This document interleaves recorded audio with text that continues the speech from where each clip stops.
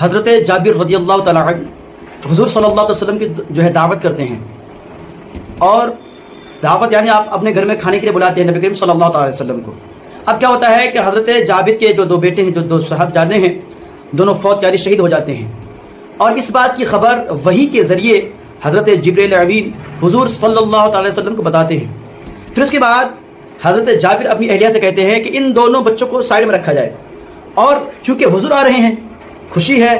اب اپنے غم کو وہ بھول جاتے ہیں کہ بھائی حضور آ رہے ہیں، حضور کے استقبال میں کسی طرح کی کوئی کمی ہونی نہیں چاہیے۔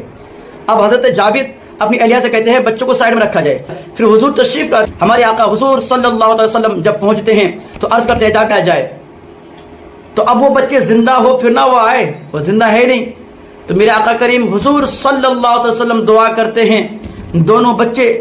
زندہ ہو جاتے ہیں، اور میرے امام فرماتے ہیں جب آ گئی ہے جوش رحمت پہ ان کی آنکھیں، جب آ گئی ہے جوش رحمت پہ ان کی آنکھیں، جلتے بجھا دیے ہیں، روتے ہنسا دیے ہیں، اللہ کیا جہنم اب بھی نہ سرد ہوگا، اللہ کیا جہنم اب بھی نہ سرد ہوگا، رو رو کے مصطفیٰ نے دریا بہا دیے ہیں۔ خود کو مٹا دیں